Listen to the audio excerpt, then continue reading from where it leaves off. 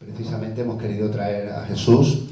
Desgraciadamente Daniel, el otro autor del libro, pues no ha podido venir, pero me consta que tenía muchas ganas de venir a la presentación, y queríamos debatir con ellos precisamente para desmontar muchos mitos, creencias en torno a la escuela pública, ¿vale? Y por eso hoy está aquí Jesús Rojero, que, como os digo, presenta el libro Educafakes, y que habla de 50 mentiras fundamentales de lo que es la educación pública, en torno a la educación pública, ese relato que muchos creemos que hace que la educación pública esté desprestigiada, y que, como bien nos contará Jesús, es todo lo contrario. Los resultados pues nos dicen que vamos en dirección contraria. Es más bien la escuela pública la que está pues transformando socialmente España, y la que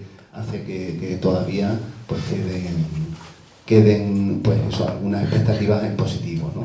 Y como decía el artículo que hemos publicado hoy en el Salto Diario, que os propongo que leáis porque es muy interesante, hemos titulado, mi amigo Manuel y yo, hemos titulado El último bastión, la educación pública, el último bastión de la democracia, ¿no? Porque verdaderamente creemos que vivimos eso, pero que también queremos, antes lo comentaba con Jesús, queremos que este ciclo sirva precisamente para desmontar esos mitos, esas creencias, desde un punto de vista positivo, y evitando también el catastrofismo que suele estar asociado un poco a la comunidad educativa cuando se habla de educación, ¿no? Qué mal está la educación, vamos a peor, los niños aprenden menos, las niñas no están, en fin. Yo voy a empezar ya directamente a preguntarte, y por ese primer cliché, ¿no? Esas educafake de las que habláis en el libro, sobre la baja calidad de la educación pública, y que nos describas cuáles son los mitos fundamentales sobre la educación pública que analizáis en el libro, y que nos dieras algunas pinceladas de cuáles son fundamentalmente 3-4 detalles que indican todo lo contrario de lo que se pudiera pensar sobre la educación pública, ¿no? Muchas gracias y bienvenido. Muchas gracias, Raúl. Bueno, lo primero es agradecer a Raúl y a la Enredadera la invitación. Es un placer estar en espacios como este, en los que se promueve la cultura, el pensamiento libre y la reflexión a todos los niveles. Me contaba antes Raúl todo lo que hacéis aquí, y me parecen tesoros que hay que cuidar, ¿no? Entonces, bueno, muchas gracias por la invitación. Y luego, entrando al libro, bueno, también tengo que decir que estamos aquí pocas personas, pero hay gente también muy querida, que agradezco que haya venido aquí a escuchar la conversación entre Raúl y yo sobre educación y sobre el libro, que son familia, y no solo son familia, sino que son personas comprometidas, ciudadanas comprometidas y comprometidos en general, y con la educación durante muchos años también. Y me preguntabas por los mitos sobre la escuela pública. En el libro, bueno, que ya sabes que, como has dicho, ¿no? Son 50 mitos, nosotros decimos 50 mentiras y medias verdades. Entonces alguien nos decía, es que mentira es una palabra como muy dura, podéis haber dicho falacias o tal. Pero no, las mentiras, o sea, lo hemos llamado mentiras conscientemente, porque las mentiras son mentiras conscientes, o sea, hay un relato que se construye conscientemente para defender determinados intereses, ¿no? Y esto es, o sea, ahí hay, como comenta Raúl, ¿no? Hay mitos que están sólidamente instalados en el imaginario popular, porque han sido construidos por los medios de comunicación, por el discurso político, etcétera, ¿no? Por ejemplo, un ejemplo es, uno de los mitos que analizamos en el libro: la educación concertada es más exigente que la educación pública. Que esto te lo dice cualquiera. Esto hablas con tu cuñado y te lo dice, porque esto es así, esto lo sabe todo el mundo. Y entonces, cuando vas a los datos que mostramos en el libro, tratamos de traducir esa idea de exigencia en datos, y nosotros utilizamos 3 datos porque se nos ocurren para traducir esa idea de exigencia. Uno serían los deberes que se mandan, las tareas para casa que se mandan, ¿no? En el sentido clásico de exigencia. También el nivel de competencial que se exige a los alumnos para pasar de curso, sería otro indicador. Y el tercer indicador que utilizamos es la comparación entre la nota del bachillerato y la nota de la EBAU, que es una evaluación ciega, ¿no? Entonces, si hay mucha distancia entre la nota del bachillerato y la nota de la EBAU, es que la exigencia, por ejemplo, lo que se observa en los estudios es que en los centros privados concertados se tiende a inflar, entre comillas, más o a dar más nota que en los centros públicos durante el bachillerato para ayudar a los alumnos, y hay una distancia mayor, ¿no? Entonces, utilizando estos 3 indicadores de exigencia, estoy poniendo un ejemplo, ahora vamos a más elementos, vemos que la educación pública, en los 2 últimos indicadores, en los deberes más o menos, las tareas para casa, en la concertada y en la pública, en la privada y en la pública, pues es más o menos similar, pero los otros 2 indicadores, la pública es mucho más exigente para promocionar de curso y es mucho más justa, entre comillas, está mucho más ajustada la nota del bachillerato que en la concertada, ¿no? Entonces, como ejemplo. Entonces hay determinadas, lo que tratamos de hacer en el libro es coger estas ideas que circulan por ahí, que además se repiten machaconamente y que no son ciertas, ¿no?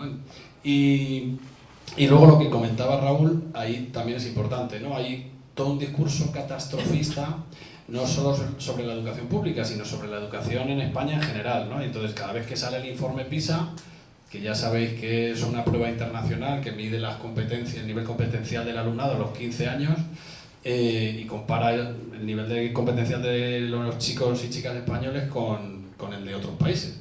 Y entonces se supone que eso mide, diagnostica el sistema educativo, ¿no? Que también esto analizamos en el libro, que es una mala manera de comparar. Hay muchos otros indicadores para diagnosticar cómo está el sistema educativo.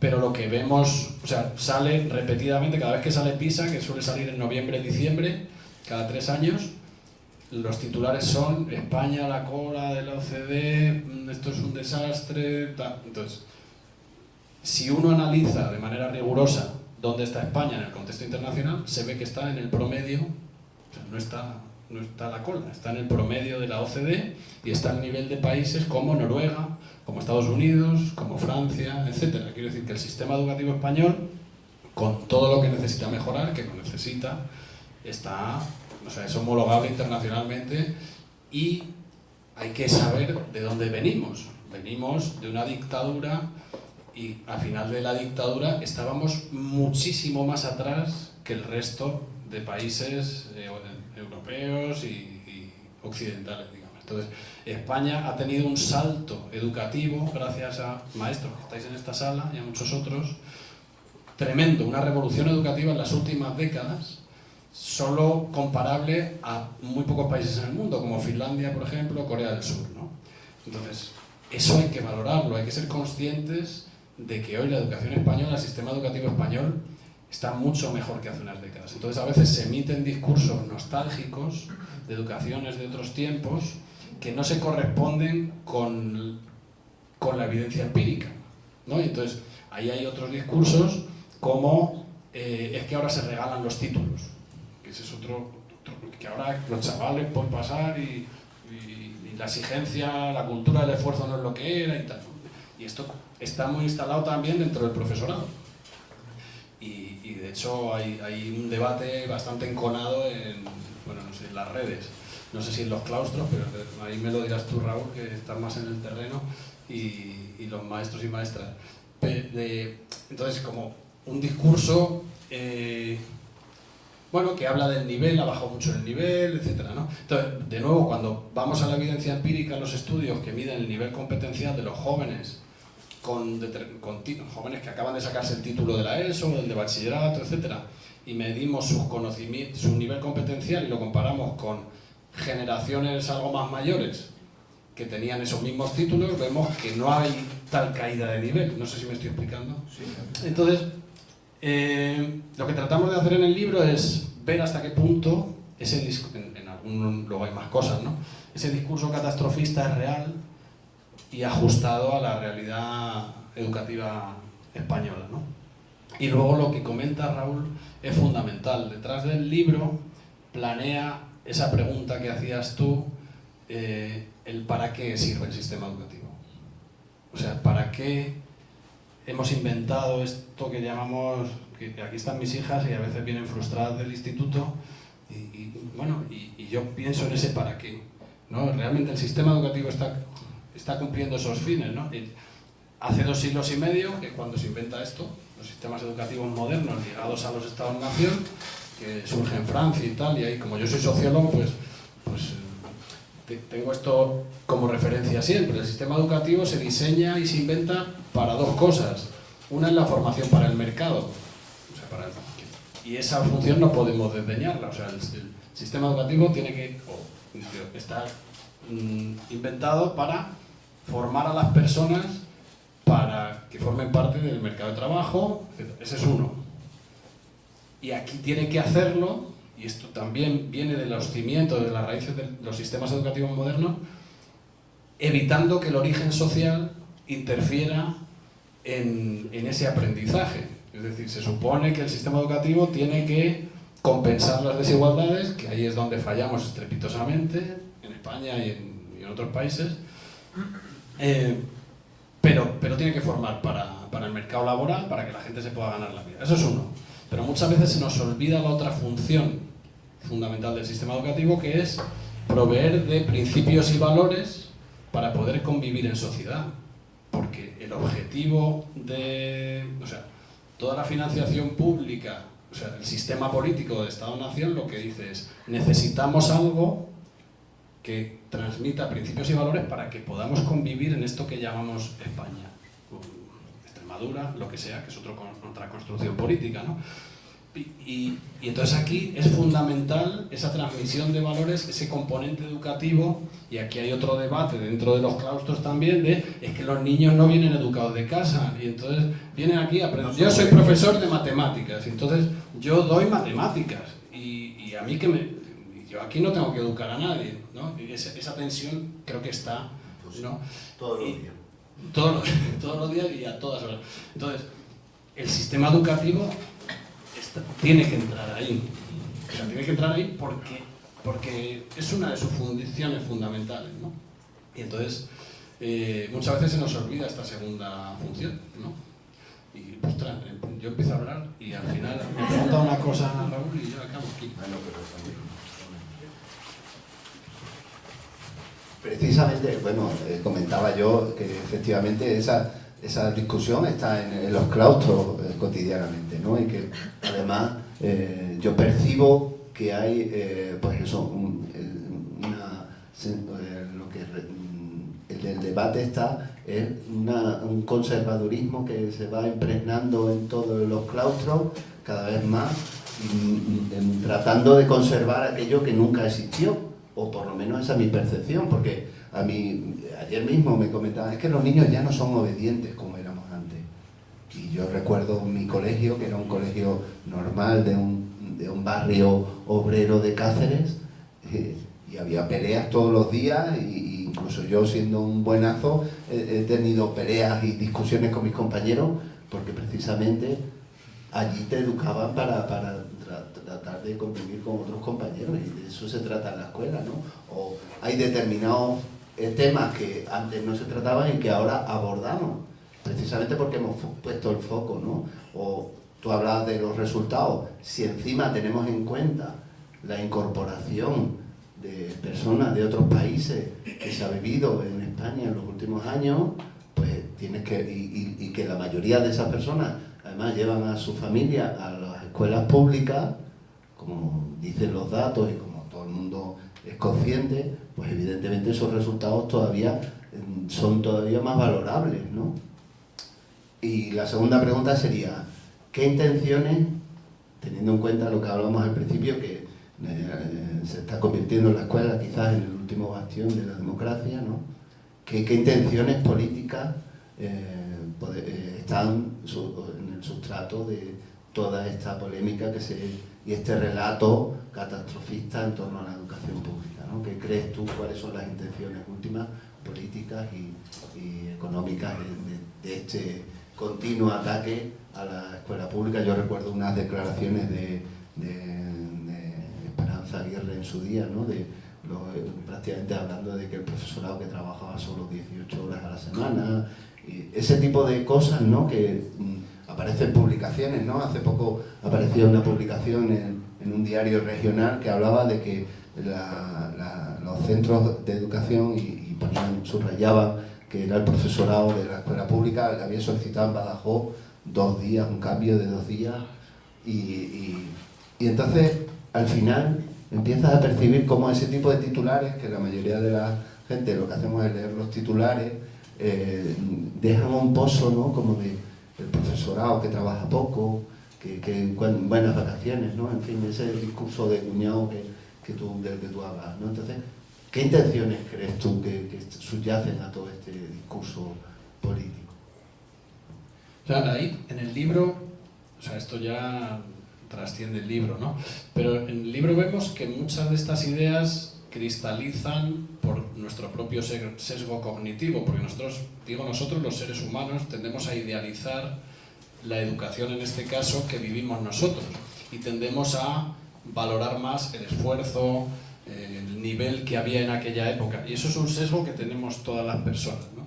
Entonces, yo creo que hay sesgos humanos, digamos, ¿no? De hecho, ahí hay declaraciones o escritos de Sócrates, me parece que es, quejándose de la juventud, diciendo que son unos vagos y tal, ¿no? Y entonces este discurso se repite a lo largo de la historia y tenemos ese propio sesgo cognitivo. Yo, por ejemplo, no tengo ninguna duda de que el mejor cine, la mejor música es la de los 90.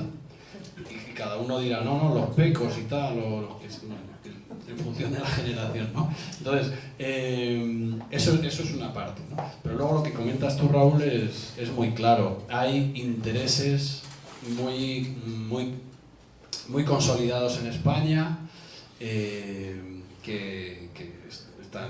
tienen interés, que expanden un discurso para defender su posición en el ámbito educativo, ¿no? Y aquí tenemos el mercado de la educación privada concertada, tenemos a la Iglesia Católica, que la Iglesia Católica ya sabéis que fue la delegada por el régimen franquista para encargarse de la educación fundamentalmente, y ese poder, que esto también lo mencionamos en la entrevista del Salto, o sea, esto lo he escrito yo hace años, ¿no? Pero porque estoy convencido de que, y no solo lo pienso yo, ¿no? De que la educación española no ha completado la transición a la democracia. O sea, la educación concertada y el peso de la Iglesia en esa educación lo que refleja es una educación, iba a decir predemocrática, igual no tanto, pero que todavía le falta un paso más, y es una mucho mayor presencia de la escuela pública en términos proporcionales, ¿no? También en términos de calidad. Entonces, allí, bueno, pues hay intereses y, por ejemplo, hace unos años un ex consejero de educación, esto es una anécdota para ejemplificar que hay intereses políticos también muy claros, ¿no? Por parte de los sectores más conservadores en nuestro país. Un ex consejero de educación de la Comunidad de Madrid dijo se le escapó en un momento que ellos habían estudiado que cuando se ponía un centro concertado en un barrio aumentaba un 3% el voto al Partido Popular en aquel momento, que era otro contexto político.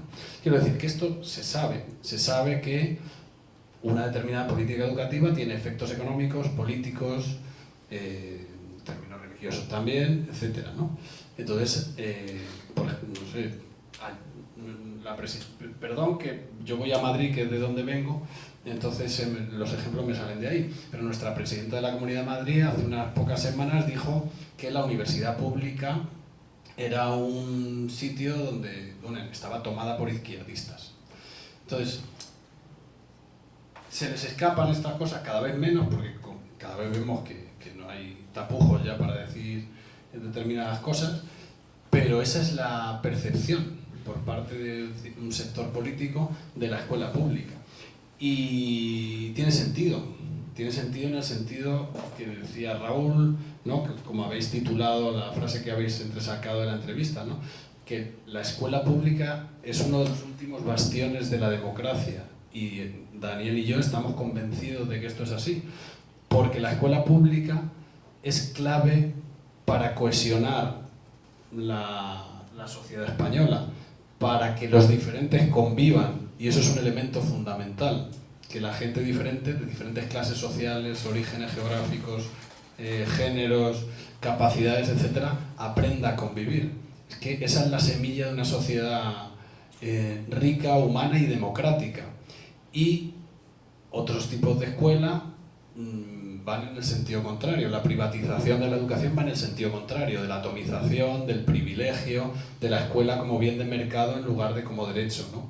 Entonces, bueno, tenemos ahí, por eso ahí, de hecho, la frase con la que acabamos en la entrevista es que hay que seguir defendiendo la escuela pública con uñas y dientes, hoy más que nunca, en un contexto de oleada antidemocrática que al menos yo no me imaginaba hace tan solo 10 años. Estamos en un contexto histórico realmente, bueno, realmente sorprendente, y aquí tenemos que, bueno, tenemos que tener claras nuestras prioridades, y desde el punto de vista educativo la prioridad para la gente que creemos en la democracia y en la libertad en sentido profundo tiene que ser la defensa de la escuela pública. O sea, paremos motores, sorpresa, la escuela pública tiene buenos resultados pese a todo lo que se dice, pese a esa información sesgada, esa percepción social sesgada, ¿no?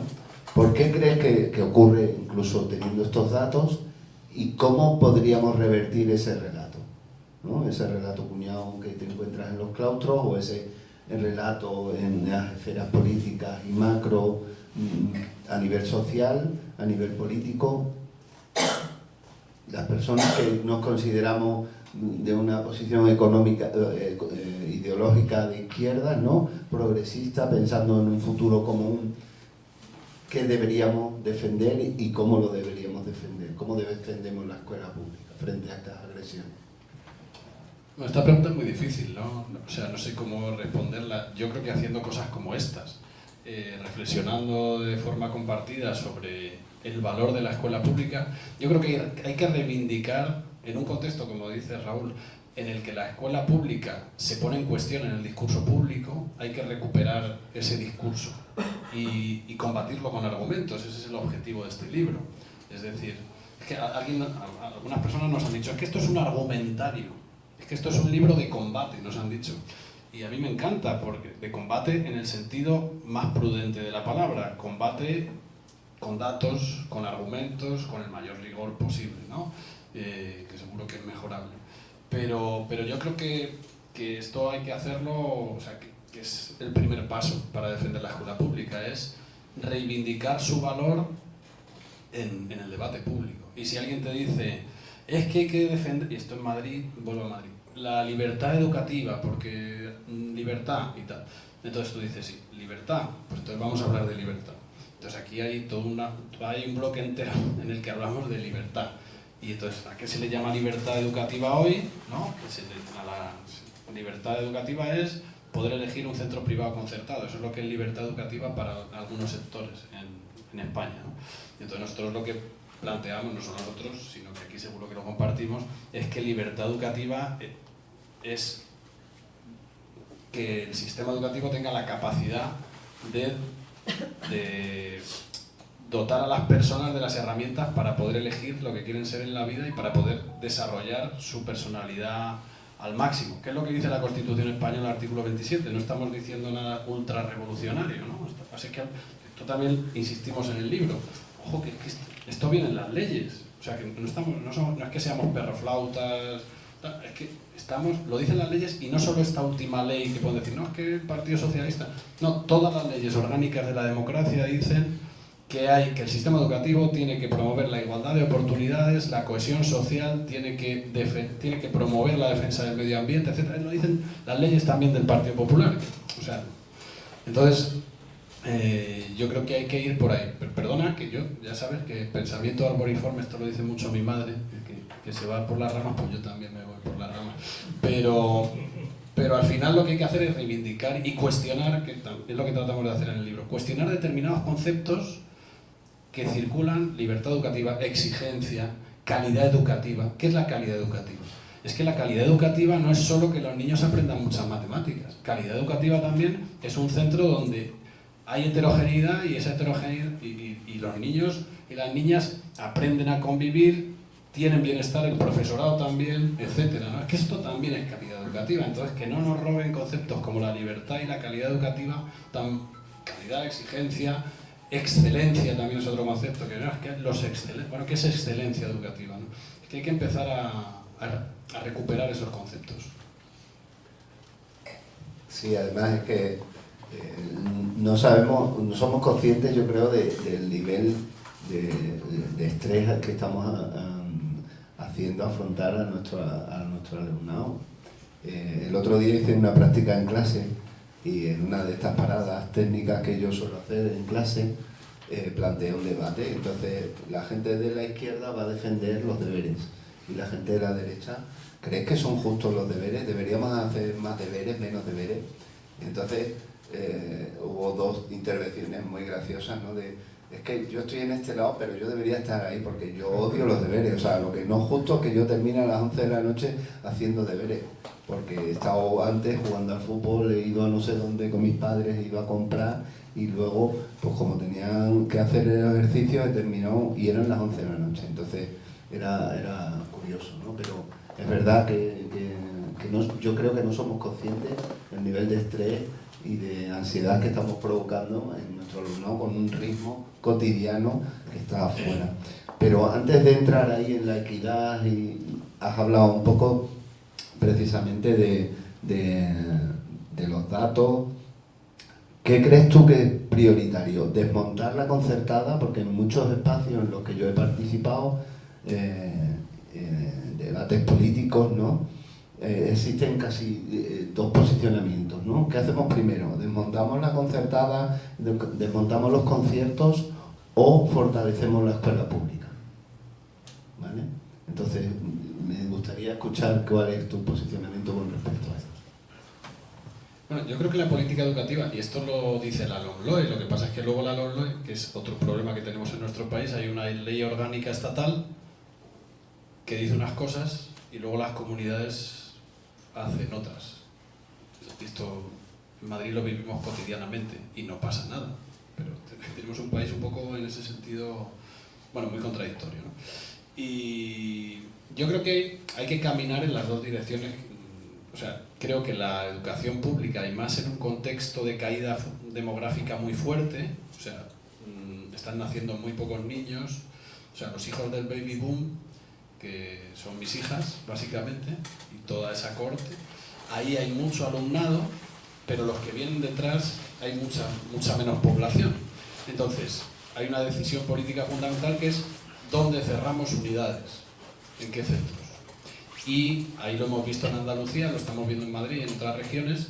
Ahora el poder político está en de las comunidades autónomas, está en manos de la derecha, y la derecha, sobre todo en unas comunidades concretas, está apostando por cerrar unidades en la escuela pública y mantener, en la medida de lo posible, en la escuela concertada. Entonces se están cerrando, o sea, estamos yendo en el sentido contrario al que dice la ley, lo primero, y luego al que yo creo que deberíamos ir, ¿no? Que es proteger la escuela pública y caminar hacia una mayor presencia de la escuela pública en la oferta educativa.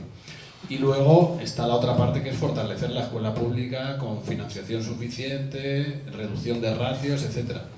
Que esto es otra cosa que sí, afortunadamente, la caída demográfica está teniendo como efecto.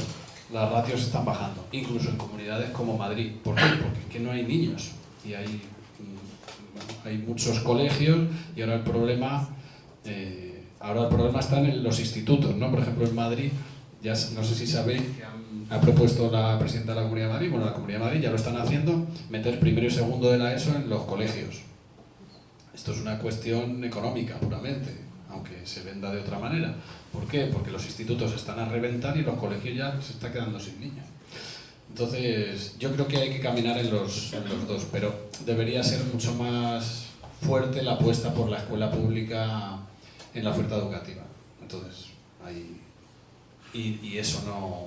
yo creo que el gobierno central está maniatado, no tiene herramientas jurídicas, legislativas, y las comunidades autónomas que están en manos de la derecha, pues están apostando por la escuela concertada. Y está cambiando mucho el peso, vamos, mucho a nivel, o sea, de manera significativa el peso de la concertada, que está ganando mucho terreno en nuestro país. Es curioso porque fijaos en los datos, ¿no? Lo habitual era un 80-20 de la escuela pública, ¿no?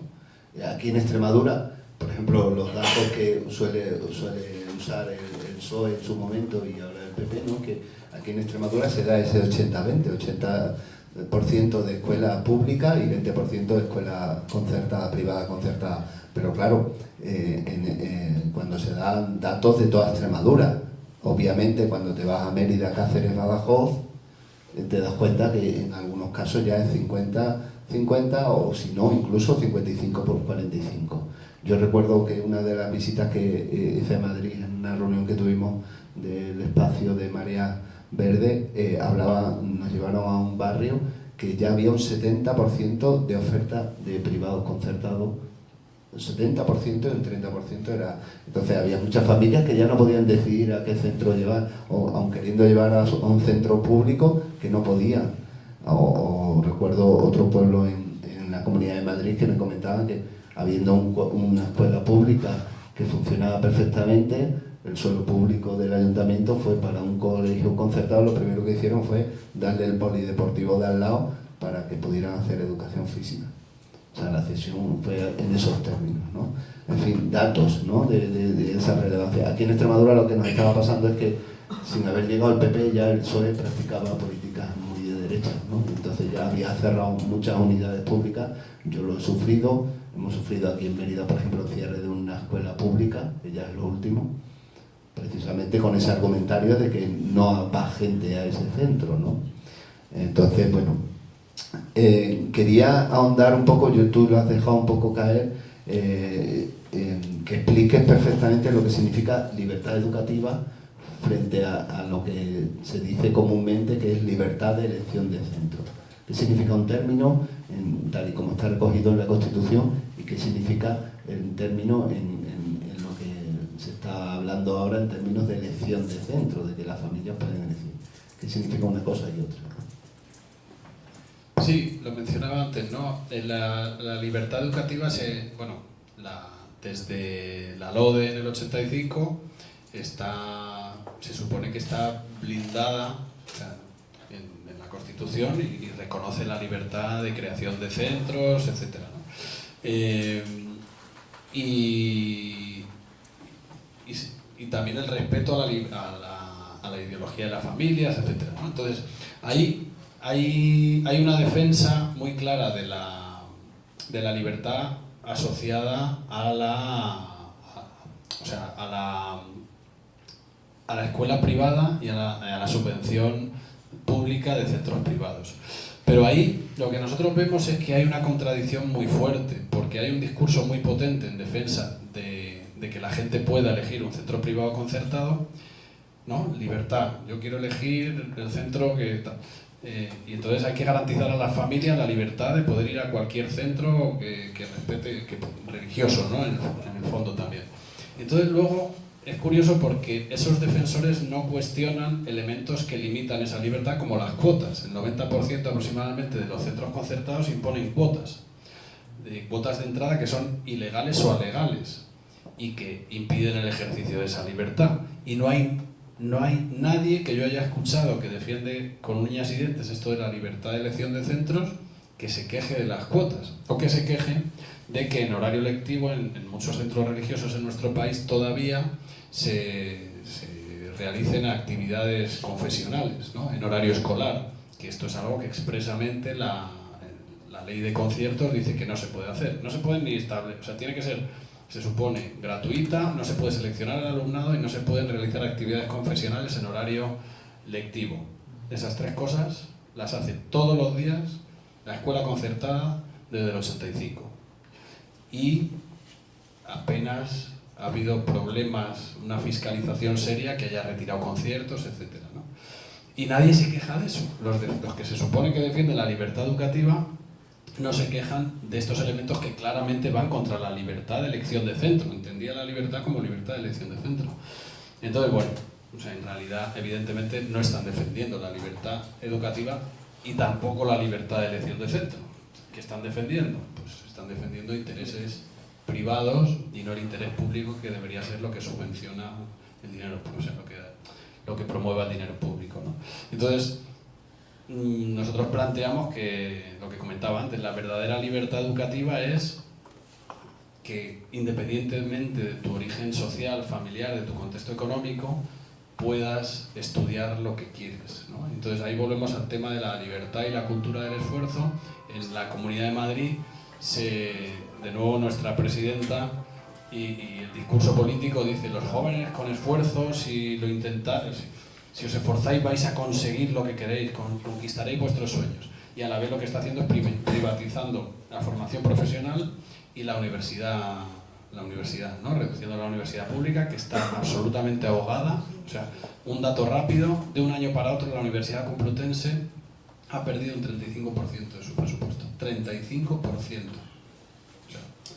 O sea, realmente la situación de las universidades públicas madrileñas es dramática, y están creciendo las universidades privadas, ¿no? Entonces, ya hay más estudiantes de medicina en la universidad privada que en la pública en Madrid. Y a la vez te están diciendo: si te esfuerzas lo consigues, porque libertad. Y lo que estás diciendo es que no. O sea, lo vas a conseguir si tus padres tienen dinero, porque cada vez va a pesar menos tu esfuerzo y tu nota para poder acceder a unos estudios de este tipo. Entonces, al final, yo creo que, y si viene un cuñado y te dice, pues es que la libertad es muy importante, yo creo que con 4 argumentos se desmonta esta idea de la libertad. ¿A qué te refieres con libertad? Entonces hay que entrar en el cuerpo a cuerpo. Yo creo que muchas veces, y esto lo hacemos porque cada vez vivimos en un mundo más polarizado, no quiero discutir, o sea, me sacan este tema, y nosotros lo que decimos es, no, hay que entrar desde la pausa, la prudencia y el respeto a cuestionar algunas cosas que se dicen y que ya no se cuestionan, ¿no? Y una de ellas es esta idea de libertad. Vale, más datos para seguir con el argumentario. ¿Qué ventajas, ¿vale?, encontramos en la escuela pública en términos de equidad y calidad educativa? Que describe algunos datos que podrían... yo he sido director durante algunos años de una escuela, por ejemplo, que tenía el 95% de alumnado de comunidad gitana, de personas migrantes, etcétera, etcétera, ¿no? Y claro, el argumento era: es que estos niños, es que es imposible, es que están condenados, y era la realidad, ¿no? Prácticamente, cuando yo llegué al centro, prácticamente no había llegado ningún niño a terminar la secundaria, para que os hagáis una idea, ¿vale? En un barrio de aquí de Mérida, empobrecido y demás, que te puedes hacer una idea de las características. Entonces, claro, con esos condicionantes es difícil cambiar. La heterogeneidad, precisamente, uno de los elementos, yo creo, clave en los centros educativos, ¿no? Y así lo demuestran los datos. Pero me gustaría que hablara eso, en términos de equidad y de calidad educativa, ¿por qué es mejor la escuela pública? Sí, sobre esto último que has dicho es fundamental, y dedicamos un bloque, el tema de la segregación escolar, que es un tema que yo creo que no le prestamos la suficiente atención, y tú lo acabas de decir. El con quién estudias condiciona toda tu vida, todo el resto de tu vida. Tus expectativas vitales, laborales, tus aspiraciones, el ambiente escolar, los recursos. Bueno, en sociología hablamos de capital social. El capital no va a tener el mismo capital social son las relaciones, básicamente. Entonces, si tú vas al colegio del Pilar, que es un colegio concertado en Madrid, donde estudió Rubalcaba y estudió, creo que el expresidente de Telefónica y del BBVA, ¿no? Si tú estudias en ese contexto, bueno, vas a vivir unas cosas y vas a tener unas relaciones que te van a posibilitar tener una vida muy diferente a si estudias en ese colegio de aquí de Mérida, bueno, donde hay otro tipo de población. Entonces, en España y en comunidades como Madrid, por ejemplo, que somos campeones de segregación escolar a nivel nacional, pero también a nivel internacional, segregación escolar por origen socioeconómico, eso lo que hace es limitar, o sea, potenciar las desigualdades.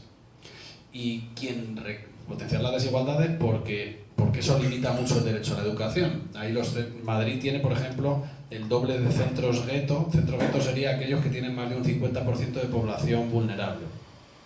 Madrid tiene más del doble que el resto de España. ¿Por qué? Porque el sistema educativo madrileño es una máquina de segregar por la educación concertada, por estas barreras, también por el bilingüismo, otro tipo de mecanismos que lo que hacen es separar a los ricos y a los pobres en esa máquina que es el sistema educativo de ordenación social.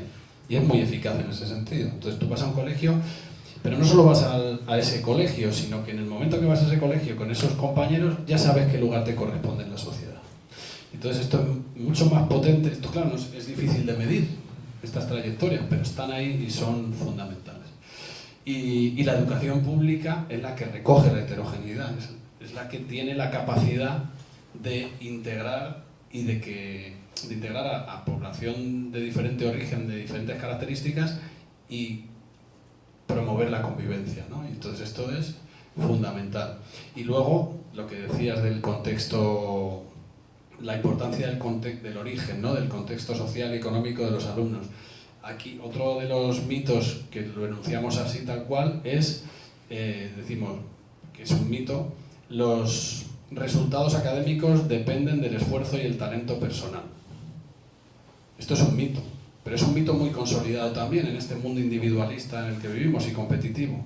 Parece, de nuevo, que si te esfuerzas lo consigues, pero luego vas a los datos que damos en el libro, y ves que en España los hijos de madres que no han terminado la ESO tienen 12 veces más probabilidades de abandonar prematuramente los estudios en comparación con los hijos de madres que tienen estudios universidades. 12 veces es la diferencia, solo por los estudios de la madre. Se suelen coger los estudios de la madre porque son más sensibles como indicador, ¿no?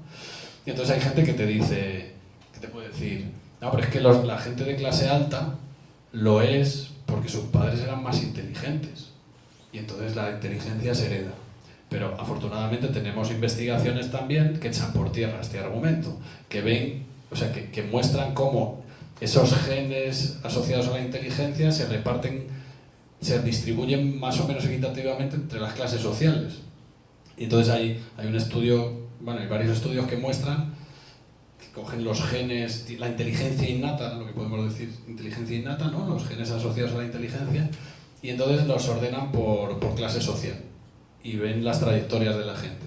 Y muestran, también lo decimos en el libro, que los hijos de clases altas, más tontos, perdón que estoy sintetizando mucho, esto no se debe decir, pero con menos capacidades innatas, capacidades cognitivas, pero vamos a sintetizarlo así. Los hijos de clases altas más tontos tienen más probabilidades de asistir a la universidad que los hijos brillantes de las clases bajas. ¿Esto qué implica? Pues esto implica que el sistema educativo en España está siendo incapaz de garantizar esa igualdad de oportunidades independientemente de tu origen social. Y esto es una injusticia tremenda, primero, y luego es una pérdida de talento a nivel social y económico brutal, porque estamos, pues, por ahí se nos va una riqueza humana tremenda, pero primero es una injusticia, ¿no? Bueno, vamos a ir terminando. Hablamos de datos y sabiendo que las comunidades autónomas son realmente las que deben implementar, y como tú bien dices, existen muchas contradicciones entre lo que se plasma en una ley orgánica y lo que se desarrolla después, concretando que 3 medidas deberían adoptarse de manera urgente. Has hablado un poco antes de ratios, de aportar más recursos, medidas contundentes para incluso mejorar ese sistema educativo público. Bueno, esto va más allá del libro, ¿no? Que del libro se deduce por dónde van nuestras ideas, ¿no? Pero hay hay una cuestión de financiación fundamental, de más recursos hacia la escuela pública, y en este sentido el tema de las ratios es fundamental. Una reducción general que ya se está produciendo, como digo, en general gracias a la bajada demográfica, pero sobre todo en determinados centros. Entonces, primero, financiación suficiente para la escuela pública. Segundo, esta cuestión de la segregación es fundamental. O sea, hay que establecer medidas contundentes para desegregar el sistema educativo. Y esto es muy difícil, porque el sistema educativo está ya muy solidificado con la concertada, el bilingüismo. Son elementos muy difíciles de desmontar. En la Comunidad de Madrid, algunas veces hemos analizado el sistema bilingüe, el programa bilingüe, pero ya hay muchos incentivos. O sea, el profesorado, por ejemplo, tiene muchos incentivos para no querer salir de ahí, porque el profesorado del sistema bilingüe gana más dinero, por ejemplo. O sea, los que imparten clase en inglés, etc., ¿no? Entonces hay como varias, bueno, es un ejemplito, ¿no? Pero en el momento que tú tienes un sistema solidificado hay muchos intereses que se consolidan y que luego revertir eso es complicado. Pero desegregar el sistema educativo debería ser un elemento fundamental. Y aquí, de nuevo, una mayor presencia de la escuela pública con relación a la concertada es fundamental. O sea, contribuiría a desegregar, de hecho sería probablemente, o es para mí, la medida principal para desegregar el sistema educativo, ¿no? Porque si tú creas un centro público en lugar de un concertado, estás favoreciendo la heterogeneidad del alumnado, estás eliminando esas barreras de entrada, etcétera, ¿no? Y además, de nuevo, hay otra barrera de entrada que es, como decíamos, la religiosa, que muchas veces se nos olvida, es una barrera cultural, pero una persona que no es religiosa, pues, no es religiosa o profesa otra religión diferente a la católica, pues le va a costar más ir a la educación concertada. Pero bueno, me vuelvo a ir del tema, pero básicamente más financiación, menos segregación escolar, y aquí yo creo que hay que ser valiente políticamente, pero el contexto político es el que es, ¿no? Y en Madrid, por ejemplo, y en Extremadura también, hemos votado lo que hemos votado. Entonces, bueno, las políticas son las que son. Bueno, esta es otra cuestión, pero está ahí. Y luego, desegregar y claro, aquí me meto en un jardín diferente, pero yo creo que el tema de la inclusión educativa es otro desafío muy grande. De la inclusión en términos de capacidades.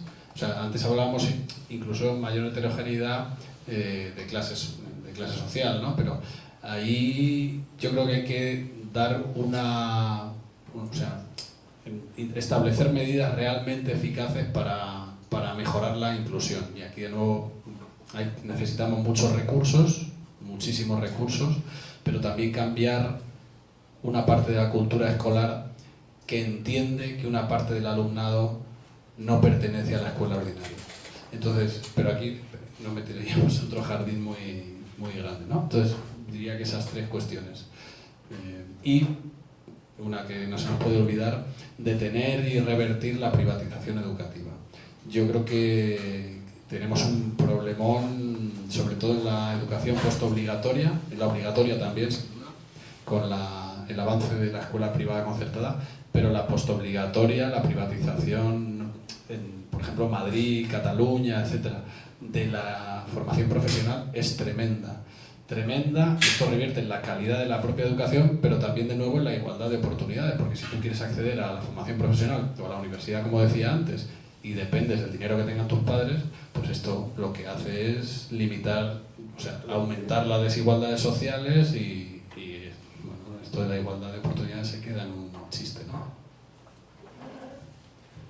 Es que interesante todo lo que comentaban, ¿no? Un sistema solidificado en base a incentivos que apenas se ven, que no, el bilingüismo siempre, nosotros intentamos hacer un estudio también de cómo provocaba eso la segregación del alumnado en los centros públicos. Al grupo A van los buenos, hacemos ahí el bilingüe, y al B y al C van a la morralla, incluso el D ya es aquello que ya nadie quiere, ¿no? Y entonces el profesorado también lucha por entrar en ese grupo de excelencia.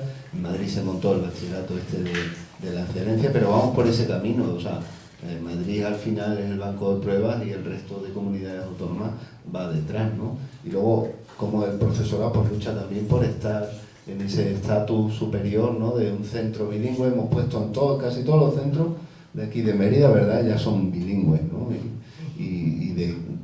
Eso da mucha idea de... Pero tú has comentado esa percepción social que tiene, que es la conclusión, yo creo también, ¿no? De la familia. Yo quiero llevar a este cole a mis niños porque sé que se va a sentar con el hijo del médico, el hijo de la jueza, etcétera, etcétera, ¿no? Y va a tener otro tipo de relaciones sociales. Precisamente hablando de inclusión educativa, en este ciclo proyectamos en noviembre, creo que fue, el documental de Quererla es crearla, del proyecto de Nacho Calderón, y tuvimos aquí además hace tiempo su exposición también, hemos tenido debates en torno a eso. Es un tema además que a mí me preocupa especialmente, que ahora vivo cotidianamente, y que ese debate, claro, cuando no tienes recursos en un centro educativo en el que además se monta un aula TEA, pues todo se multiplica por 10 y te ves impotente ante muchas situaciones. Y además que eso, fijaos, hubo un debate, un conflicto, casi una discusión pública cuando se dijo aquello de que la LOMLOE lo que promovía era el cierre de los centros de educación especial, ¿no? Y no se entendió para nada cuál era la propuesta y cuál era la iniciativa, y aquello ha quedado, porque claro, hubo el lobby también de la inclusión, pues también es muy potente, y los centros concertados que se benefician de ella también, pues muy importantes también. Para terminar, ¿qué expectativas? Termino yo con las preguntas y pasamos a que preguntéis vosotras. ¿Qué expectativas y qué futuro le augura a la escuela pública? Si tienes una pregunta compleja en esta situación que vivimos ahora, y teniendo en cuenta un poco lo que está pasando en el contexto internacional, si ves que algunas iniciativas valen la pena, ¿no? Hemos traído también aquí a Rodrigo García, ¿no? Que hace un trabajo extraordinario desde mi punto de vista, publicando precisamente, hablábamos antes de iniciativas que hablan bien de la escuela pública, ¿no? Y este compañero que publica en El País tiene una sección que es muy bonita, que publica precisamente todo aquello que pasa en centros públicos, todas las iniciativas y proyectos que son súper interesantes, ¿no?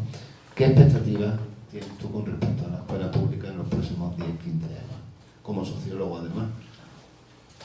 Bueno, más que como sociólogo, esto es como pitoniso, ¿no? Porque no, evidentemente es muy complicado y en este mundo en que vivimos hacer predicciones es dificilísimo. Y en estos tiempos que corren, pues es complicado ser optimista.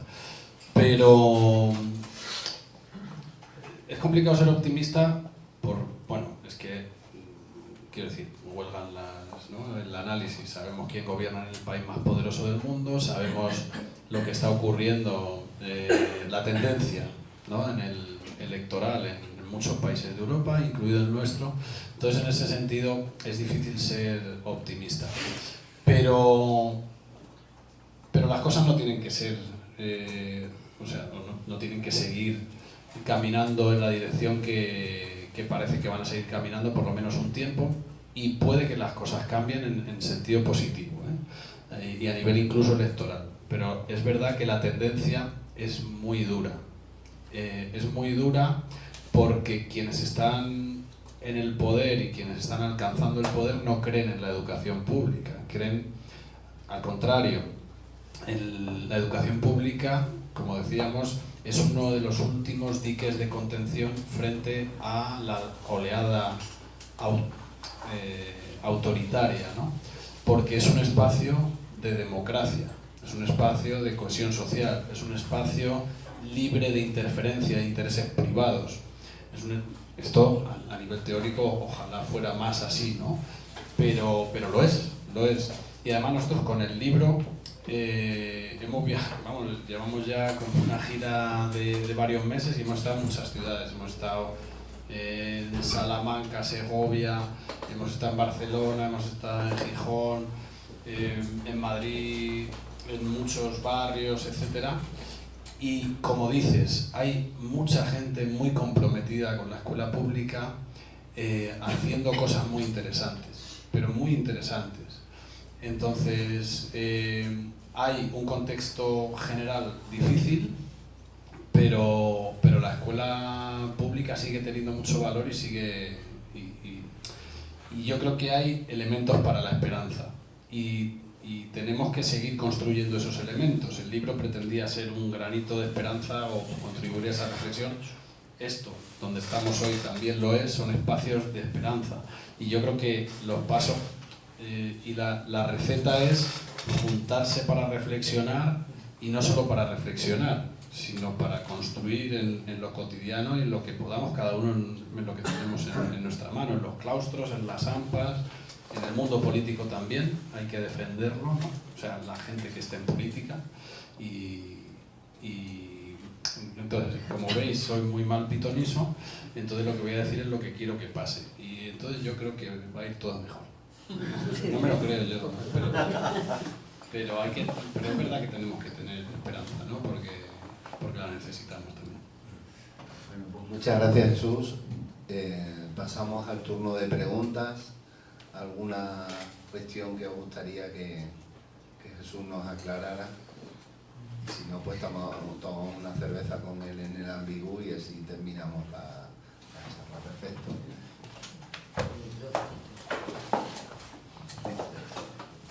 Sí. A ver, me ha encantado lo último que has dicho, porque estaba yo, como decía Saramago, como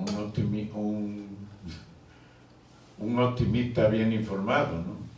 Es decir, un pesimista, y tengo esa sensación de pesimismo con respecto a la escuela pública. Pero la pregunta que yo quiero hacerte, a ver por dónde...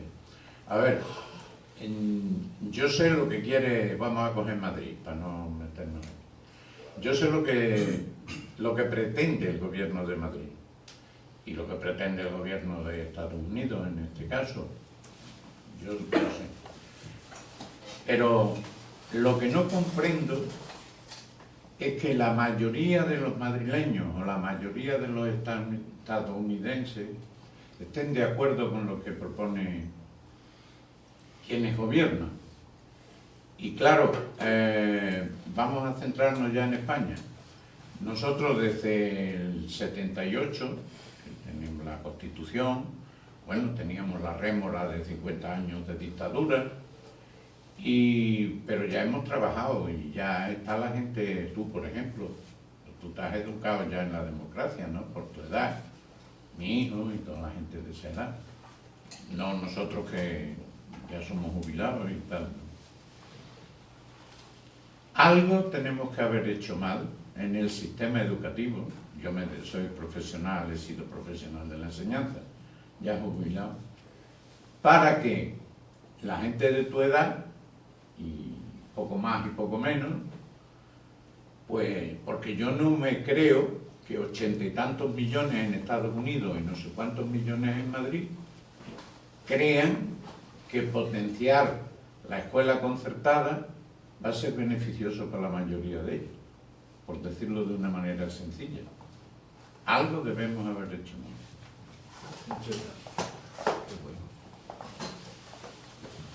Pues tiene razón. O sea, es verdad que es una paradoja tremenda y muy dolorosa, yo creo, que la generación que se educó en la dictadura fuera más, o sea, aparentemente, ¿no? Tuviera unos valores democráticos más consolidados que la generación que se está educando en democracia. Igual, pero sería como el resumen. Entonces, como bien dices, algo estamos haciendo mal. Entonces, aquí... Yo digo hemos hecho, no... Y estamos haciendo porque hoy 1 de cada 4 jóvenes de entre 15 y 29 años vota a Vox. 1 de cada 4, y subiendo. Cada 4 varones. Luego, entre las mujeres, que esto también es algo a analizar desde el punto de vista sociológico, es como la mitad de las mujeres, ¿no? Pero ahí hay una paradoja y tiene que haber un replanteamiento desde el sistema educativo. Y ahí, el otro día discutiendo con un sociólogo que se llama José Saturnino Martínez, que es un tipo muy interesante, él argumentaba que no hay tanto que educar de forma explícita en los valores democráticos, o sea, que eso es contraproducente. Y tú dices, hay que ser feminista, tienes que ser feminista. El adolescente, entre comillas, por su naturaleza, va a ir en contra de esos valores dominantes que le están tratando de transmitir. Entonces, la reflexión casi es, hay que practicar esos valores, pero no tanto, y eso tiene que estar en la escuela, pero no tanto educar de forma explícita. Esto ya son reflexiones que estamos aquí entrando en un poco en la reflexión. Y luego hay un contexto mucho más allá de la escuela que la supera, que es la desinformación y la intoxicación permanente de toda la población a nivel informativo y de los jóvenes y en particular. Y aquí tenemos un problemón que después de 10 o 15, 10 años como mínimo en el sistema educativo no sepamos distinguir lo que es cierto de lo que no lo es. O sea, esa debería ser la principal finalidad del sistema educativo. No tanto si te saben las partes de la célula, como si cuando ves una noticia puedes detectar si eso es verdad o es mentira. Y eso no somos capaces de hacerlo. Y tenemos un reto brutal. Y ahí está, es lo que hablábamos de... O sea, ahí tenemos un reto como democracia, porque por ahí se nos va la democracia. Si no tenemos una población mínimamente informada, con capacidad crítica, estamos perdidos. Y es lo que está pasando, ¿no? Entonces ahí yo creo que hay algo que trascienda a la escuela, ¿no? Pero sí, yo comparto tu preocupación. Y luego, no lo hemos dicho, ¿no? Pero hay mucha frustración por parte del profesorado, ¿no? Con esto que decimos, esto ya me salgo un poquito de este tema, pero quería decirlo, ¿no? O sea, como una vuelta a las esencias, a la cultura del esfuerzo, la disciplina, etcétera, ¿no? Y yo creo que nos está costando entender que el sistema educativo actual y la función del profesorado es hoy radicalmente diferente a hace solo 20 años. Y es que cuando vosotros estabais en activo y antes, el docente era el depositario del conocimiento. Tú ibas a la escuela a conocer, a que te enseñe. Estaba allí el conocimiento, incluso físicamente, en los libros. Era allí, las bibliotecas y poco más, pero eso se ha roto. Eso se ha roto y entonces el conocimiento, la información está por todas partes. Y cuando el alumno llega a clase, ya tiene una idea del mundo. O sea, yo lo he visto en las clases de la universidad. A mí, ahora me llegan estudiantes con esta actitud. A ver qué me va a contar que yo ya lo sé todo. Porque vengo con un discurso consolidado y lo he visto en TikTok y lo he visto en gente que es muy vehemente y me está contando cómo son las cosas. Y entonces el papel del docente ahí es deconstruir eso, que es mucho más difícil que comenzar de cero, no sé si me explico. Entonces, el papel del docente es otro hoy y es mucho más, o sea, yo creo que el reto es mucho mayor hace muy pocos años, mucho mayor. Y entonces te cuestiona, y las familias también te cuestionan, porque el proceso es similar en el caso de las familias, ¿no? Entonces, bueno, en fin, o sea, comparto esa preocupación, pero creo que tenemos que girar el currículo, que estamos con el currículo y tal.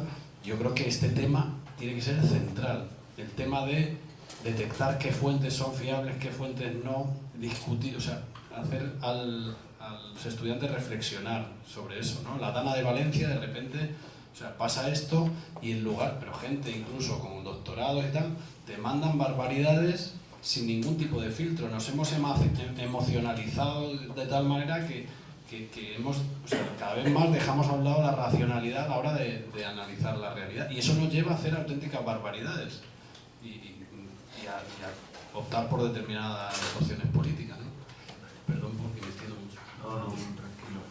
Manuel, como ella viene de invitada, a lo de casa lo dejamos después. Yo por lo visto debo ser peor. Yo, enlazando con lo que has dicho ahora, de cómo la autopercepción que tienen los estudiantes ahora, de que saben, es una percepción, yo creo, completamente errónea. Es difícil, ¿no? Entonces, enlazando con eso, ¿qué peso pensáis vosotros que tiene las metodologías en esos resultados? Porque la enseñanza mayoritariamente sigue siendo transmisiva. Y habláis de una cosa muy bonita en el libro, que es el tema de cómo la misma disposición del mobiliario en un aula y el clima de un centro, pues crea un tipo de alumnado y unos tipos de resultados. Si yo me siento parte de algo que yo mismo estoy construyendo, participando y construyendo mi propio conocimiento junto con el profesorado, no como un mero receptor, y menos en estos tiempos, donde esa multitud de fuentes, eso yo creo que tiene que tener una influencia. El cambio metodológico para mí es fundamental. No sé si habrá estudios que demuestren que en determinados entornos donde haya habido un cambio educativo, en determinados centros, hay estudios de ese tipo. Qué interesante, porque precisamente la primera sesión de este ciclo de educación trajimos a Carlos Fernández Liria y Javier Mestre, que planteaban un poco esa línea, ¿no? Hacían una crítica a todos los posicionamientos pedagogistas y a la pedagogía moderna como una de las claves de ¿qué piensas tú con respecto a eso? Respondiendo primero la pregunta de metodología. Bueno, ahí es verdad que en el libro apenas nos metemos, lo que decimos es que eso es política. O sea, que cuestionamos, la gente, no, la educación tiene que estar al margen de la política, es una de las cuestiones que cae por su propio peso. La educación no es que tenga que estar al margen, es que es política, y cualquiera que cuestione eso es que no ha entendido nada. Pero no nos metemos con el tema de las pedagogías o la innovación pedagógica. Sí que hay un discurso que está sosteniendo hoy que la innovación pedagógica es la causante. Hay como una ecuación ahí que algunos consideran válida, yo no estoy de acuerdo, que la innovación pedagógica ha llevado a la bajada del nivel y a una crisis en la escuela pública. Esto es un discurso que está por ahí. Entonces, a mí, yo solo como sociólogo, no como pedagogo, porque no lo soy, pero desde el punto de vista empírico esto no se sostiene. Porque ¿cuántos centros son innovadores? No sé, o sea, ¿qué porcentaje de centros de secundaria hacen innovación pedagógica? No lo sé. Entonces, hay una ecuación ahí y hay como se ha extendido en el imaginario. Entonces yo no comparto ese diagnóstico del sistema educativo.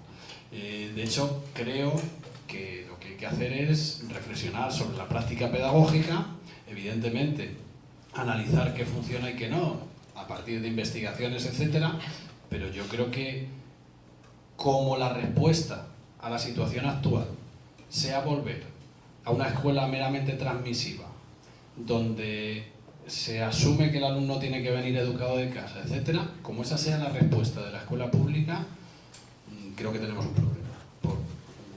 Y es verdad que aquí entramos en otro tema, en otra cuestión, porque además el claustro educativo virtual por lo menos está muy polarizado con este tema, pero yo no comparto el diagnóstico. De hecho, como yo lo que vivo en las clases es que ya no puedes desarrollar una clase de 50 minutos de exposición, es que es inviable. Inviable, no se debe, pero además es que muchos compañeros todavía se empeñan en eso, ¿no? En tratar de dar clases magistrales, y yo soy el pozo de saber, de sabiduría, y entonces me vais a escuchar todo lo que tengo que contar. Hoy día es inviable. Y vamos, yo lo vivo todos los días y te puedo decir que no lo entiendo, no soy capaz, yo por lo menos no soy capaz de desarrollar una clase entera de 50 minutos de exposición. Manuel tenía la palabra, venga, y vamos a terminar. Hola, buenas tardes.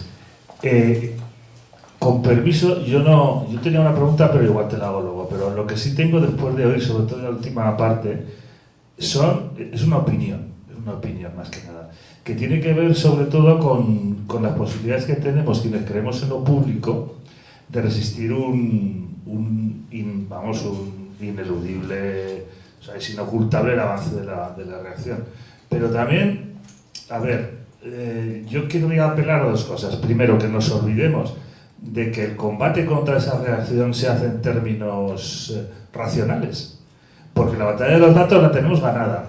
Todos podemos sacar 400 libros, ellos no van a sacar ninguno, sacan un TikTok y ya está. ¿Por qué? Porque trabajan sobre cuestiones emocionales. Ahora no tenemos enfrente a Óscar Alzaga ni a Herrero de Miñón, tenemos auténticos deficientes intelectuales como Ángel Gaitán, Iker Jiménez. Esa es la gente que hay enfrente, ahora mismo dominando el debate en las redes, y eso hay que tenerlo claro. Entonces, ¿cuál es el problema de la izquierda? El problema es que no tiene ningún enganche emocional. No apelamos a las emociones, apelamos a una racionalidad difusa que nos vale, difusa no, indispensable, pero que nos vale para nuestro mercado. Y además lo hacemos desde una desorganización y de un que da vergüenza mirar a la izquierda. O sea, yo vengo de una izquierda muy a la izquierda de la que gobierna, pero muy a la izquierda. Y con todo y con eso, no sé, yo creo que hay que poner en valor también los puntos y pasar a la segunda parte en los que estamos. No es cierto que el 30% de los jóvenes del sector de edad que has dicho vote a Vox. Eso no es cierto, no es cierto. Hay encuestas que dicen que esos votarían a Vox. Pero el cierto es que las encuestas también dicen que Vox ahora ha bajado con respecto al puñado de diputados que tiene, y ninguna de las encuestas, ninguna, dice que sumando lo que tiene Vox, lo que tendría y lo que tendría el PP, llegue a soñar con tener lo que tenía Aznar, al que soportamos 2 legislaturas. Entonces igual hay que saber zafarnos un poco de nuestras propias profecías autocumplidas. O sea, en ese sentido hay que tener temple también y ver las cosas como son. Porque me da la sensación de que estamos jugando en un terreno que no es el nuestro, que es el de la estupidez esta mediática, la inmediatez irracional de las redes, y encima lo estamos haciendo con una semántica que nos viene impuesta. Es que viene no sé quién, es que viene no sé cuántos. Hostias, tú. A ver, claro que ha ganado Milei y claro que ha ganado Trump, pero es que, vamos, yo he aguantado a Bush padre y a Bush hijo 2 legislaturas cada uno, me parece. Que todo muy mal, pero que a ver si también nos ponemos las pilas un poco y empezamos a echar pie en tierra y vemos con lo que contamos y con lo que no contamos.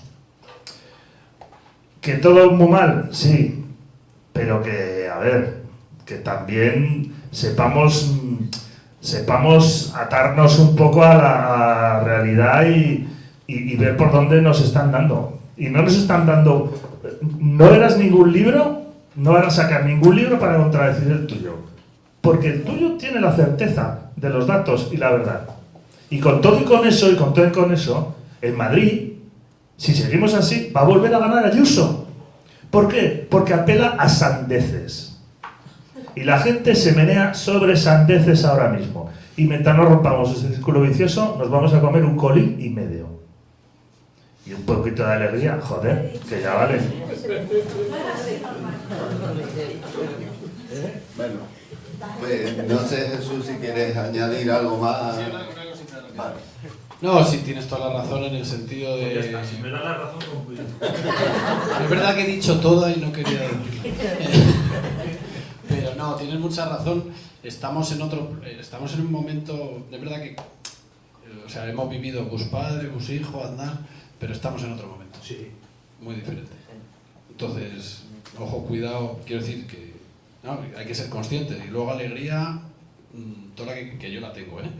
Y luego lo que dice es que bueno, podemos hacer sociología electoral y tal, pero que efectivamente esos son datos de encuesta. Yo como no tengo otra referencia, además mi obsesión son los datos, pues digo, oye, no podemos saber qué gente vota Vox, pero hay unas encuestas que te dan una información, etc. Pero estoy muy de acuerdo contigo. Yo cada vez, o sea, creo y lo hemos hablado aquí, creo que tenemos que estar orgullosos de lo que defendemos, pero orgullosos de la escuela pública en este caso, de lo que hace la escuela pública y del sostén que significa para nuestra democracia, y reivindicar eso.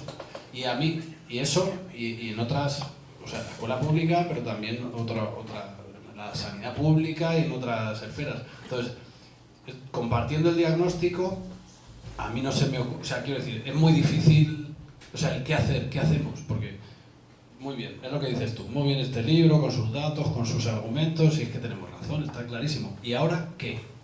Pero el ahora qué, pues, claro, no tenemos la respuesta, ojalá la tuviéramos.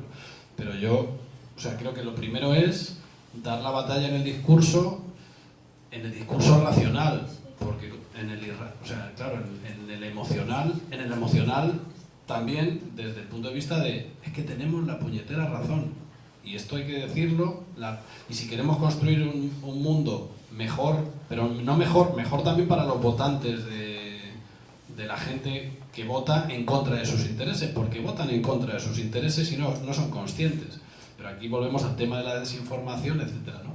Entonces, pues no hay respuesta, pero sí, yo creo que la alegría, la esperanza y el orgullo es una buena base para empezar. Una pequeña cosa. Venga. Vale. Sí, yo creo que posiblemente nuestro fallo más gordo en el sistema educativo ha sido que hemos hecho de las prácticas educativas han estado sobre todo basados en conductas que te proponía o que te ordenaba pues desde infantil. Y estoy pensando, por ejemplo, cómo las maestras, sobre todo porque eran las que predominaban, las maestras también, ahora ya hay maestros de infantil, pero antes había menos. Pues enseñaban a los niños a recoger los papeles, había canciones específicas para ellos y parecía que aquello era una alegría el recoger papeles del patio y tal. Pero no había, yo ahora lo pienso que no había reflexión suficiente, porque esos muchachos cuando pierden la tutela de la maestra o el maestro, resulta que hacen el botellón y es de lo más asqueroso que hay en la calle y sin el mínimo problema. Entonces, ¿dónde está el fallo? Porque no se hizo la reflexión de la práctica educativa. Si se hubiera llegado a ser un valor intrínseco en la persona, yo tengo 80 años, yo disfruto todavía, ya no soy infantil, y disfruto cuando veo un papel y me lo guardo en el bolsillo o lo llevo a la papelera. ¿Por qué? Pues porque ya lo tengo interiorizado que hay que funcionar así. Y otra pequeña reflexión es cómo termina siendo el valor económico mayor que el valor educativo. Estoy pensando, el primer Carrefour que conocí, hace ya 30 o 40 años, en Sevilla, bueno, pues los carros de la compra terminaba la gente y los dejaba de cualquier manera, con lo que aquello era un caos total para poder sacar el coche luego. La educación llegó de la noche a la mañana, en cuanto dijeron, tiene que poner 20 euros, 20 duros, una moneda de 20 duros en el carro si quieres recuperar la moneda. Si no llevas el carro a tal sitio, te has quedado sin moneda. Por tanto, una cosa muy práctica, y es que me determina el dinero lo que la educación me tenía que haber determinado. Esa es la diferencia. Lo económico está por encima. Es muy sencillo, pero así. Qué importante. Sí. Jesús, ¿quieres anotar algo? No. Muy interesante. Bueno, pues también, venga, dale ahí el colofón. Bueno, pues gracias por todo lo que nos has contado, y sobre todo para mí, que yo he sido alumno y sigo siendo alumno, en este caso de la enredadera, que es una forma de aprender continua y sobre todo desde el lado opuesto a la clase magistral, es decir, desde el debate, ¿no? donde no se discute ni se habla de fórmula a priori.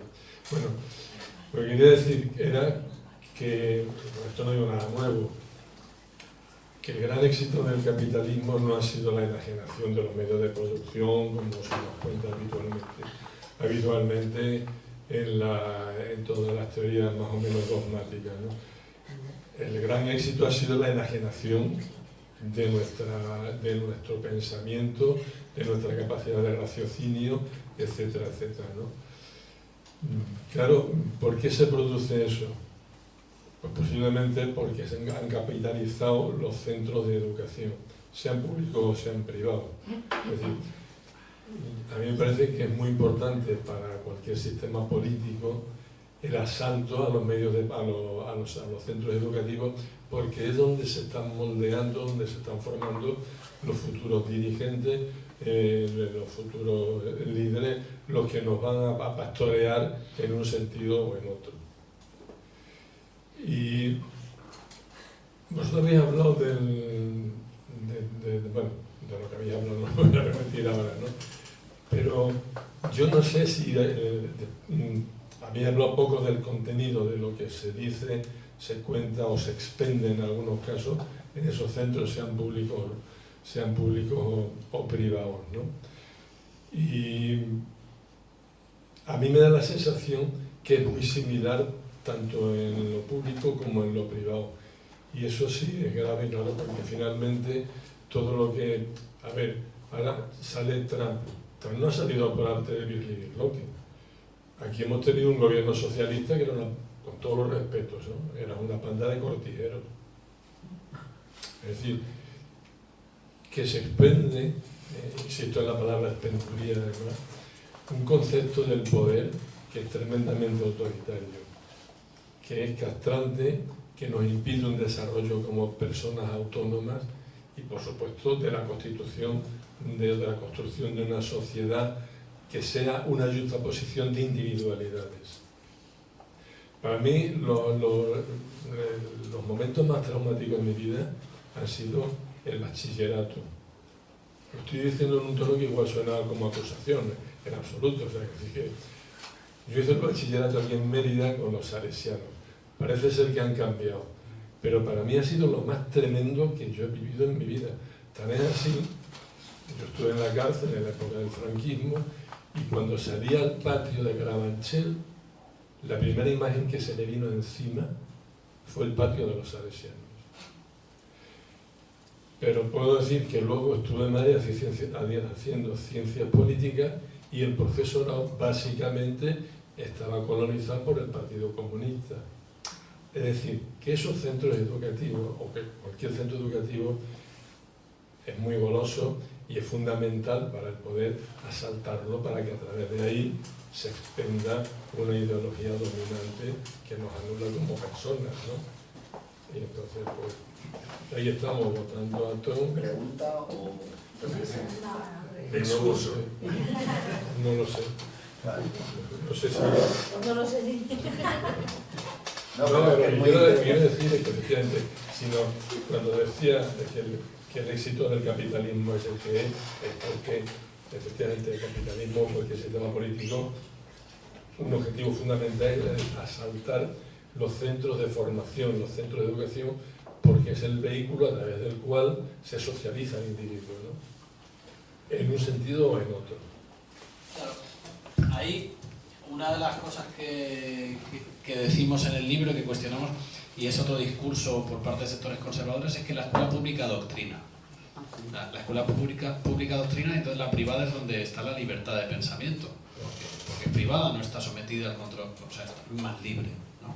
Y entonces, en un sistema democrático como es el nuestro, con todos sus defectos, la escuela pública es la que permite el resto, o sea, la convivencia de diferentes creencias políticas, religiosas, etc. Entonces, a priori es el espacio donde conviven los diferentes a todos los niveles. Entonces, efectivamente, claro, y así tiene que ser, porque si vivimos en un sistema democrático, o sea, el sistema educativo responde al sistema político en el que vivimos. En la época de Franco, pues evidentemente los contenidos, las prácticas educativas, etcétera, respondían a otro régimen político. Pero hoy, en una democracia, pues se supone que la escuela tiene que promover y consolidar la democracia. Y aquí es donde yo veo mucho déficit en las escuelas, en la práctica de la democracia, en la práctica. O sea, que los centros educativos sean democráticos, que el alumnado se sienta escuchado, no se sienta, sino que se le escuche. Y eso es un reto que ni siquiera nos lo estamos planteando. Nos estamos planteando volver a las esencias y que lo importante es el saber transmisivo, o sea, el transmitir el conocimiento, Sí. un poco lo que planteaba Raúl, ¿no? Y luego, que no son incompatibles la educación rigurosa, que el alumnado se esfuerce a aprender, o sea, enseñar las matemáticas y enseñar a los clásicos, eso no es incompatible con otras prácticas pedagógicas, o con prácticas pedagógicas que traten de enseñar a pensar, enseñar a dialogar. O sea, una de las cosas, perdón, ya sé que nos tenemos que ir, pero menos mal que esto no lo cierran, ¿no? No, pero a mí me fascina que en el sistema educativo, desde luego en el que viví yo, pero yo creo que hoy también, apenas, o sea, se trabaja mucho en lengua y literatura lo escrito, pero la oralidad, o sea, el que los chavalas se expresen, argumenten, no, iba a decir club de debate, pero no club de debate, sino vamos a enseñar a pensar, a argumentar, a escuchar al otro, que cada vez nos escuchamos menos. Tendría que ser un elemento fundamental en una escuela de una democracia como la nuestra. Pero no hay, o sea, esa reflexión no está, o por lo menos está, la tiene mucha gente, ¿eh? Pero desde luego no es el discurso dominante. El discurso dominante es otro, que es este que decimos, ¿no? Que a mí me llama mucho la atención y me preocupa un poco. Pero no es incompatible el rigor del conocimiento científico, que la escuela pública y democrática tiene que ser científica, que eso no se nos puede olvidar, con la práctica de la democracia y de otros valores, ¿no? Bueno. Una cocina solo, pero sin micro. Solo quería decir que hay un tema que no ha salido, que es el tema de la familia. La escuela pública tiene que trabajar en primaria y, bueno, a mí me parece fundamental. Y en determinados entornos, mucho más. Y ahí se está haciendo mucho, ¿eh? Ahí el tema de comunidades de aprendizaje, en Mérida mismo, está funcionando tertulias dialógicas de familias, con las familias en los centros, en algunos centros. Es verdad que no es la mayoría, pero hay líneas que se están y que se pueden hacer. Entonces, están recibiendo, ¿no? Las hemos practicado, sí. Claro, si están recibiendo, yo también. Y era, de verdad que era, no sé si conoces comunidades de aprendizaje, Sí. y bueno, todo lo que desarrolla, pero bueno, básicamente tiene 7 principios educativos para el éxito educativo, y uno de ellos es precisamente la escuela de familias, ¿no?